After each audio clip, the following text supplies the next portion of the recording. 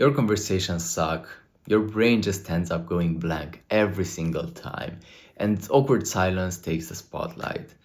But you wish you were more fun, you wish you were more charismatic, so you start searching it online how to improve your charisma, how to never run out of things to say, and oh my god, there are so many interesting tips and tricks you could implement. You can't wait to just go out there and do that. So the next time you engage in a conversation with someone, you start implementing them one by one. And you get nicer feedback, and your conversation doesn't die out anymore. It's so nice, like finally. But for some reason, something still feels off. For some reason, it's still pretty tough because you have to invest so much energy, so much effort into this. Then you forget that specific tip that was supposed to make it or break it, and you beat yourself up over that. But then you have one random conversation that ends up dying anyway, despite the fact that you know all of these tactics. So at this point, you're panicked. At this point, you're confused. Like, was I scammed? These tips and tricks I saw online, they didn't solve my problem, they just delayed it. Is this the only way I could ever engage in conversations with people? Am I just doomed to have awkward interactions? But then you remember that you have these charismatic friends who just seem to have it so easy all the time. They're able to talk to people seamlessly. They could literally talk for hours, for 10, 12 hours in a row. Their social battery doesn't drain. Like, how can they do that? They even seem like they invest very little amounts of energy and they get the best results possible. They get engaging conversation and everyone just likes being around them. So there has to be a way, right? If you give me your attention, then around 15 minutes later, you will be ready to embody this yourself. You will be ready to step in this version of you that is able to talk a lot and to never run out of things to say. Adopting the mindset I'll teach you will get you to the point where you have unlimited things to talk about. You enjoy the raw experience of socializing. People enjoy having you around as well, and your social battery won't even drain in the process, despite the fact that you are an introvert. Quite interesting, isn't it? First of all, we must understand the concept of a social flow state. This is the ideal point we need to get into in order to be like these charismatic friends of yours. If you're watching this, if you relate to the things we talked about so far, then you're probably quite intelligent. You're more intelligent than the average person. And the interesting thing here is that the people that are more stupid, that are less intelligent, they have it easier socially. And now you might think that, well, if I'm more intelligent, I have more things to talk about, like my brain creates more data, so that shouldn't really be the case, right? Well, if you're more intelligent, your brain also creates filters of what's acceptable to say. And every single thought you have goes through those filters. And some of them make it, but a lot of them don't make it because they're not acceptable enough. They are below your reputation. Well, guess what? The less intelligent people don't have them. Statistically speaking, the less you think, the more charismatic you are. And thinking less, like in terms of socializing, when you're talking about thinking, less is more. When you're talking about feeling, more is more. Now, that doesn't mean that being intelligent is bad. Being intelligent can be a very good thing for socializing. It can get you to be more creative and your social experiences can literally become better. But thinking, specifically thinking and trying to craft and direct everything consciously, that doesn't work. That opposes our goals. So if you were to summarize this social flow state, it's literally thinking less and flowing more, like being more guided by your feelings, feeling more, if you will. You know how when you are in a flow state, you can work at your best, at your highest level. You can study at your highest level. And even if you're playing some sport, when you're in a flow state, you are doing the best performance possible. When you're in a flow state, you have zero thoughts in your mind, zero distractions. You are completely committed. You are on autopilot and everything just seems to go perfectly, flawlessly, without effort.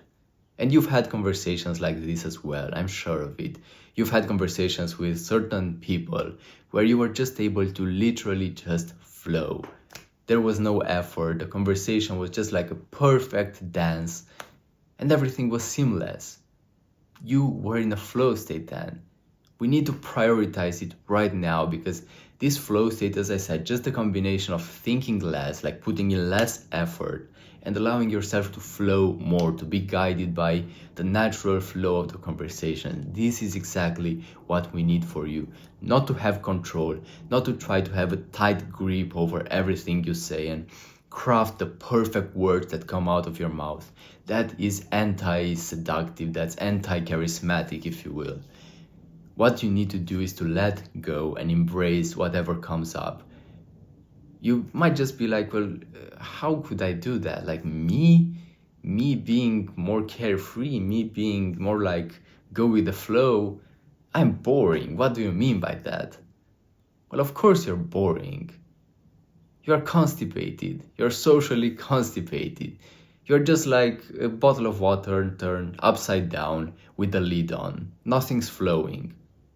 Why wouldn't you take some laxatives? Why wouldn't you just take the lid off? And then everything flows, right? But no, you're just trying to squeeze and squeeze, and nothing comes out. That's what you're doing when you try to force your social interactions, when you try to direct them purposefully in a place where you want them to go. The proper approach is to take the lid off and to allow it to flow. It might be messy, it might be all over the place, but that's not really an issue. Now, what does it mean practically for you? How do you take the laxatives? How do you take the lid off? You drop your filters. You become more vulnerable. You literally allow yourself to say whatever comes to your mind. Because I'm sure, like, you have so many thoughts, like even in the last 10 seconds or so, when I slowed down a bit, there were like 5 different thoughts coming up in your mind. Isn't that the case? What's stopping you from saying them? Like, you saying that I don't have anything to talk about, that's false. That's a false premise, isn't it? Because you have so many things in your mind. The only issue here is your filters. You need to just let go of your filters and allow yourself to flow more. Now you might just be like, well, I couldn't do that. Nah, that's pretty scary. I'm sure you have already like 10 reasons why you won't do that. But remember, your charismatic friends understand this. Your charismatic friends know that there is no forcing it. They just are. They are flowing. Well, okay, but then what if I'm gonna say something cringe or inappropriate, or what if I'm gonna mess the situation up even more? Let it be. What's the issue with that? Your ego is poisoning your mind all the time. Your ego wants you to believe that if you mess it up once, your reputation is destroyed. Everyone's gonna judge you, everyone's gonna boo you, everyone's gonna remember it for the rest of their lives. Because your ego wants you to believe that you are the most important person on earth, the most important personality in history. Now, in your subjective perspective, you are indeed the most important person, but no one else cares. People don't care about this. And if you were to just take some courage and try to embrace yourself more, try to literally go out the next day with an intention to just allow yourself to flow, to allow whatever comes in your mind to just flow out through your mouth, you would just realize that, okay, it was a bit scary, but it was infinitely less scary than I previously thought it would be. I thought I would just be like at gunpoint, but in fact it was just a freeing experience. And I even got quite nice feedback. I might just do it again now. You need this bit of courage, because unless you do it, you will just remain the prisoner of your ego. Your ego doesn't want you to have great social interactions. Your ego wants you to still be shy. Your ego wants your conversations to be filled with awkward silence all the time. Your ego is keeping your mind blank. You have to understand that your brain is like, there is a division in your brain. There is the prefrontal cortex, the more intelligent part of your brain, and there is also the lizard brain. The lizard brain only cares about survival. If you were to be guided by your lizard brain, you would just end up being a mess of a human being, just like indulging in instant gratification and eating junk food all the time and doing the worst habits that would get you nowhere. You would be a complete failure, literally. So you are not your lizard brain. And in the same way, you are not your ego either. You are the intelligent part of your brain. So leverage it and prioritize it. Honor yourself more. And realize that unless you will do this, you can just click off, leave this video, and just go on and keep having awkward interactions all the time. Keep on having like weird social experiences that you don't even like. And you will just keep putting your charismatic friends on a pedestal all the time, looking up to them, kind of wishing like you were just like them, like you could also do these things. But nah, that's too complicated. That's too much effort. Like, come on, let's be serious. Maybe it's just time to put in the work finally. Because it's not that far away. You just need a few months of constant and properly directed focus to get to that point. Now, the next thing you need to understand is emotion. Emotion means being guided by your natural intuition, by your natural curiosity in a conversation. And if you've been this logically minded person for most of your life, then emotion is pretty weird to you. Intuition is pretty weird to you. I know because I've been there. I've been so logical for most of my life. But we need to embrace this emotion more. Look, when you're talking to people, like in any conversation, there is gonna come a certain subject that you are gonna be more curious about. Just allow yourself to be guided by that subject, to be guided not by this, but by your curiosity, sorry. Allow your curiosity to guide you like a compass. You don't really need more than that. You don't really need more advice, more specific things. But your curiosity will always be there. There will always be a voice inside your mind that's asking questions about a certain subject, that wants to make certain, to say certain things about that subject. The only thing stopping you from doing that is your filters. So the prerequisite for it is to remove your filters, to get to the point where you are carefree. Because look, like, if you're unable to become carefree, if you're unable to just be chill and relaxed, then you will not have great conversations. Period. You will run out of things to say all the time. You need to be more relaxed. I've got over hundreds of hours of content on this channel that are meant for you to get to the point where you are more relaxed. Go ahead and watch them if you feel the need to.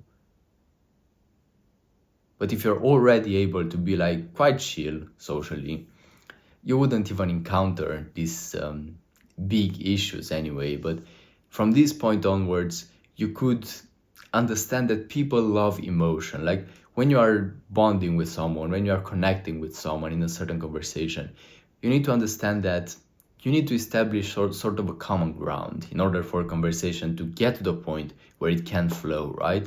And at the deepest core layer and level of ourselves, we are all human beings. In order to prove to the other person that you are a human being, you need to show emotion. That's what separates us from animals. Isn't that the case? Besides our intelligence. So then, if you don't show emotion, just think about it. If you don't show emotion, if you're just yeah, how are you doing? I am just a robot computing stuff in my mind. Who wants to be around such a person? Everyone feels weird around someone that's robotical. People want passion, people want emotion, because that's what allows us to connect to one another. So allow yourself to be more expressive. Literally an action point you could do is take your phone and record yourself talking about something. Talk about something that you find interesting. Maybe it's a sport, maybe it's something that happened to you yesterday, maybe it's something you plan on doing, a goal you have. Talk about something and then analyze the way you're talking. You might just realize that you are quite robotical, you are quite unexpressive, and you are home alone. What about talking to people? How do you think you behave when you're talking to people? Are you expressive? You're probably even more robotical than that. So you can just imagine the effect you have on them. Again, your charismatic friends, they are very passionate. They show a lot of emotions. Their facial expressions are, it's just like they have more muscles in their face. They have access to more muscles than you do. They can make more expressions. But you can get to that point as well if you put in the work properly. Now, the last point I want to make here is just like a bonus tip I want to give you, is that your social battery cannot drain. Your social battery drainage comes from your social masks, your reputation, your social expectations, all of these things. I want you to think about the Hollywood actors. Like, think about the actor of Jon Snow from Game of Thrones. You probably know him. Imagine back in the day when he used to film, imagine him being on set from like 8 a.m. until like 8 p.m. or something like that, just filming, acting all day long. Imagine the exhaustion after that. Imagine the exhaustion after doing that for multiple days in a row. Acting all the time, 12 hours a day. You are doing just the same thing. You are acting in your own life. You have so many masks of what's acceptable, and no one actually sees the real you. People just see the masked version of you, the version of you that you think is acceptable, which is, by the way, just an illusion, because you're probably acceptable in most versions, in most behaviors you would present anyway.